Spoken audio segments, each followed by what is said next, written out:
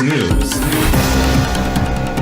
Muito bem, ajuste o seu relógio, agora 10 horas e 39 minutos. Você está na Jovem Pan, a rádio que virou TV. Você acompanha toda a nossa programação pela maior e melhor rede de rádios de todo o Brasil e também por imagens no Panflix. Você pode ver e rever a programação da Jovem Pan na hora que quiser.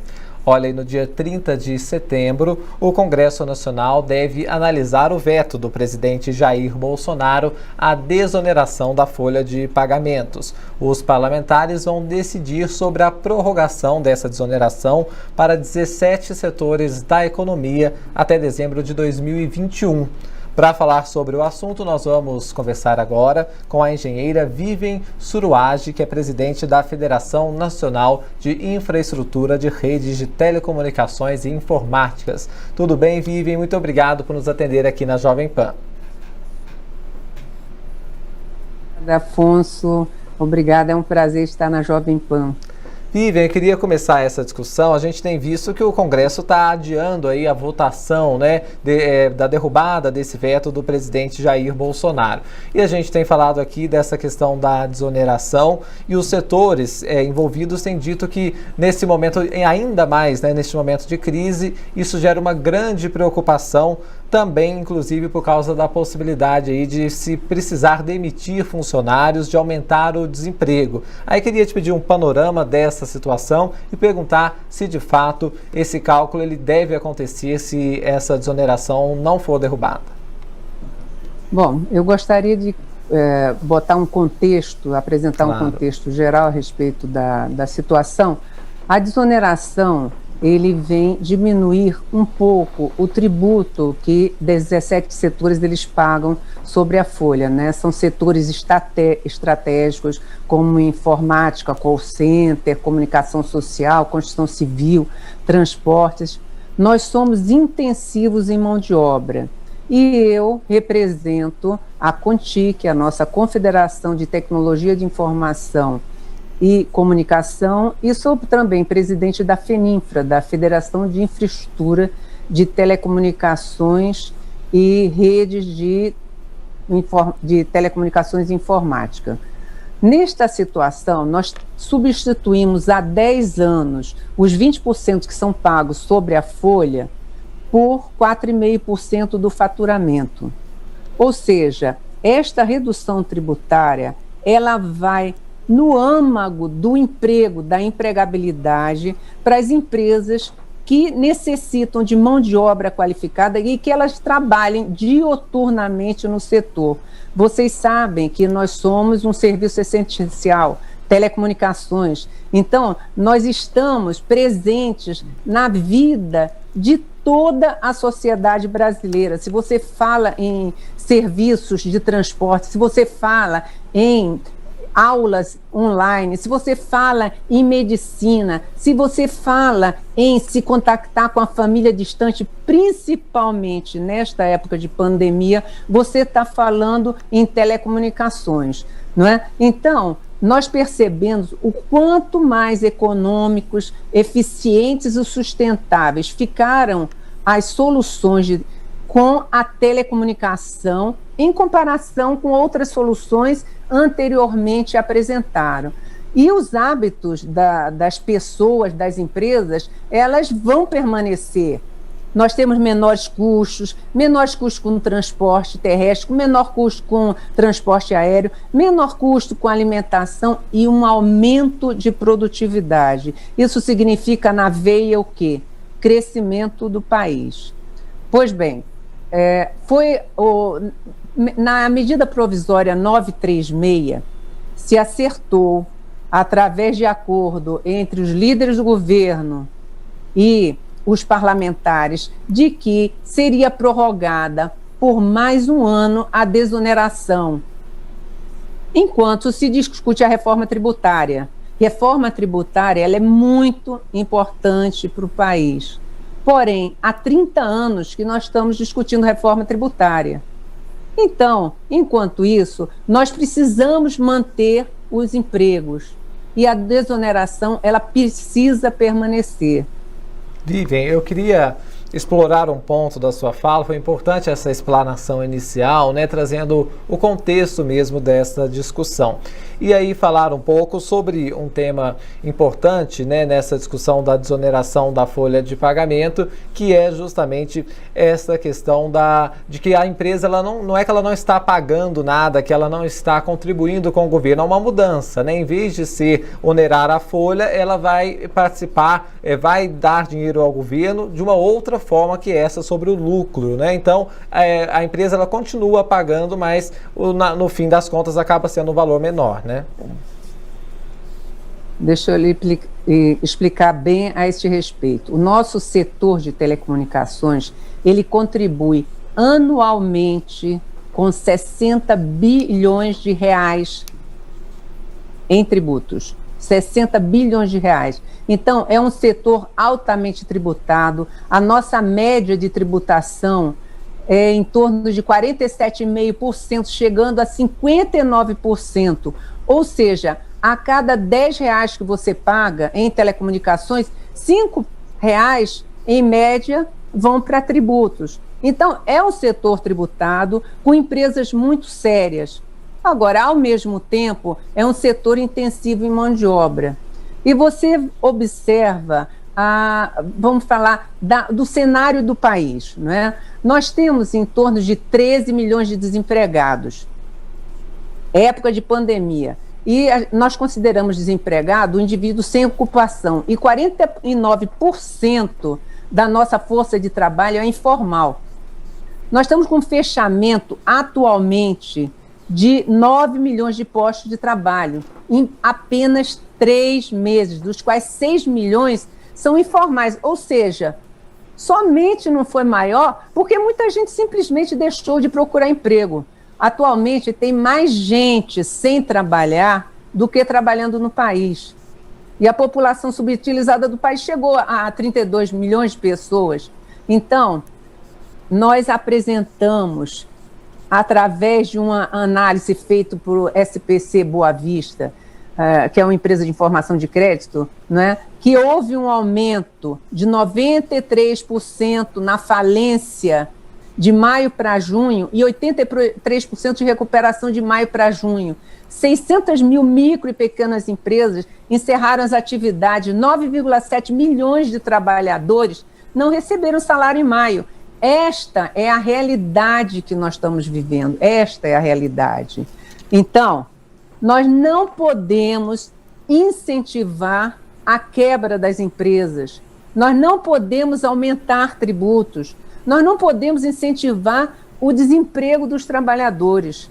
No nosso setor de telecomunicações, nós empregamos em torno de 2.200.000 trabalhadores e 137 mil empresas são representadas pela nossa federação e confederação.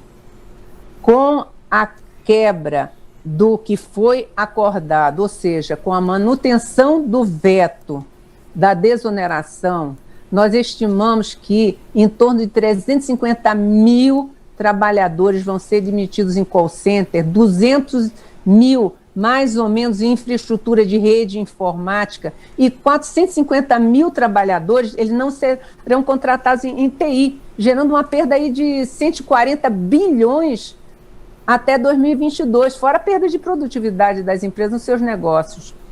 Pois é, e aí a gente sabe que essa é uma discussão que sempre volta à tona, né? Essa questão da desoneração, por exemplo, a prorrogação até 2021, o veto, a tendência é que seja derrubado e aí depois volta novamente a se discutir essa questão, né? Sem dúvida. Olha, nós estamos bastante preocupados, nós precisamos definir quais vão ser os investimentos, o que nós vamos fazer no próximo ano e se nós, eu ratifico, mais uma vez reforço, se nós não derrubarmos este veto, todo o esforço de investimento das empresas de telecom, inclusive nas regiões mais carentes e municípios mais distantes, eles vão por água abaixo. E sem empresa e sem trabalhador, nós certamente corremos o risco de apagão nas telecomunicações. A comunicação, a internet, tudo vai ficar comprometida. Imagine A folha de pagamento do Brasil é tributada em média 43%, nos Estados Unidos em 29%, no Chile em 9%. E nós de serviços representamos 65% da economia, nós somos os grandes empregadores.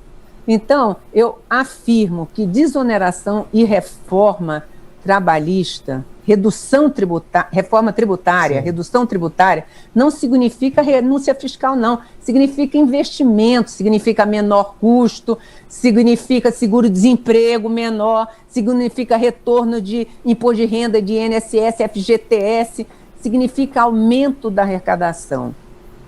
Eu queria te perguntar um pouco, Vivian, justamente sobre essa questão da reforma tributária, né? É um assunto que tem sido arrastado, agora o governo apresentou essa proposta, a discussão a gente sabe que efetivamente deve ganhar força no ano que vem, porque esse ano é um ano eleitoral, mas queria te perguntar então qual que é a importância desta reforma tributária para, além de tudo, também aumentar aí a atratividade do Brasil e melhorar o ambiente de negócios, né?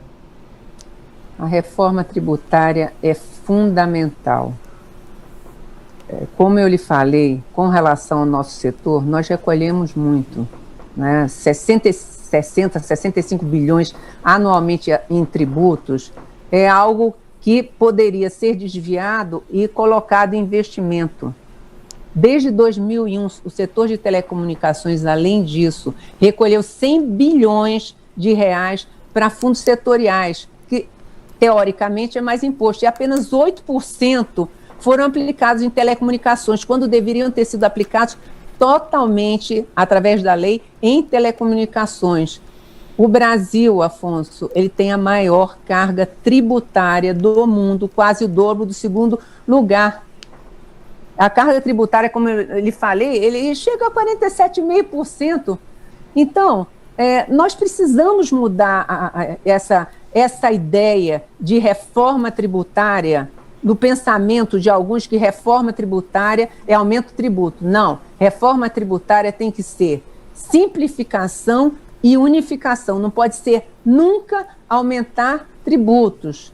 Não pode haver aumento de tributos em setores que garantem empregabilidade no país. A capacidade de empreender das nossas empresas está ficando totalmente comprometida, né? Nós sabemos bem que o ministro Paulo Guedes, a quem eu admiro muito, ele não quer, nem o governo deseja, uma reforma de fachada para aumentar impostos, o custo de vida da população brasileira, nem é o objetivo do legislativo. E por isso nós estamos aguardando, ansiosos, a nova etapa desta discussão. Eu gostaria também de colocar para você que o governo, ele apresentou um projeto sobre reforma tributária, de 4 outros, teoricamente, que virão no futuro.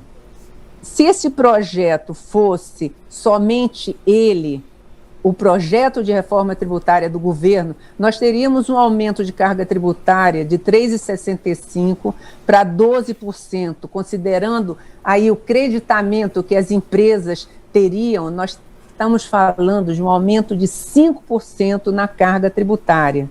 Então, você veja, 5% de aumento em carga tributária sobre o faturamento, adicionados, em média, a 7,5% de aumento devido à não prorrogação da desoneração por mais um ano, nós estamos falando de 12,5%. Numa situação que as empresas estão morrendo, que as empresas estão com lucro zero, isso significa o quê?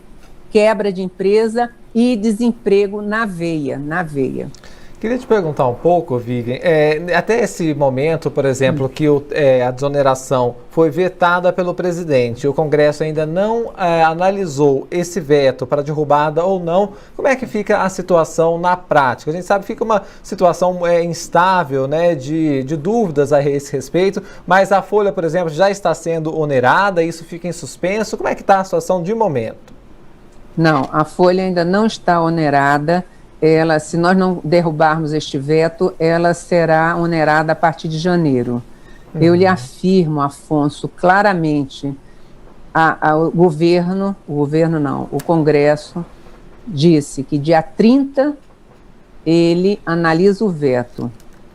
Se não houver a queda deste veto, a partir do dia 1º de novembro, nós estaremos demitindo em massa. E a conta é de trás para frente, não adianta, 1 mais 1 é igual a 2. Nós não temos de onde tirar dinheiro. Infelizmente, não é? Eu considero que emprego é um poderoso meio de sobrevivência, certo? E para que exista o emprego, é necessária a figura do empregador. E eu acredito que a preservação dos empregadores deve ser uma prioridade importante nessa equação anti-fome. Nós não estamos falando de sobrevivência de empresa para ela manter os lucros. Nós estamos falando de não acabar a empresa e não haver desemprego. Então eu lhe pergunto, nós vamos deixar que este problema não seja resolvido? É uma irresponsabilidade. Nós temos que resolver este problema e de forma urgente. As empresas não aguentam mais. Vivian, para a gente encerrar, mas eu queria também aproveitar para perguntar, essa pandemia, né, tudo ia indo bem no Brasil, tinham sinais aí de recuperação, de repente, essa grande pedra no caminho que é a pandemia. E aí os investimentos foram revistos, uma série de situações aí foram criadas depois dessa pandemia. Queria perguntar para o setor que a senhora representa em específico, como é que foi esse impacto, como é que está sendo esse impacto, então, da pandemia? Olha, nós estamos trabalhando, como eu lhe disse, dioturnamente, nós não paramos. É claro que nós estamos protegendo os nossos trabalhadores e também protegendo os clientes, a sociedade em geral. Cada vez mais, a nossa sociedade ela quer conectividade geral, total, quer nova tecnologia, quer qualidade no atendimento, quer velocidade de internet a qualquer hora, a qualquer lugar, através de vários dispositivos diferentes. Você percebe que hoje praticamente toda a sociedade, inclusive nós, nesta entrevista, nós estamos dependendo de plataformas suportadas por infraestrutura de telecomunicações. Nós estamos na fase da revolução digital, do 5G, do IoT, de Big Data, de computação nas nuvens. E esse desenvolvimento foi realizado graças à alta competência de todos os envolvidos, das empresas, das operadoras, das prestadoras de serviços, dos fornecedores, dos trabalhadores.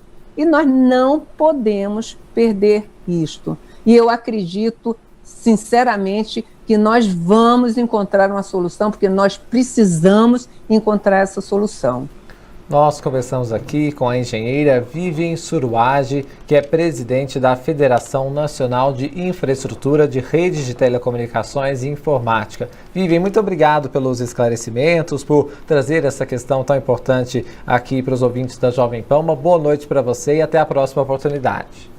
Muito obrigada. Eu estou à disposição para quaisquer informações e sucesso para todos nós. Obrigada. Obrigado, Vivian. Agora, 10h58, vamos fazer um breve intervalo e voltamos já já.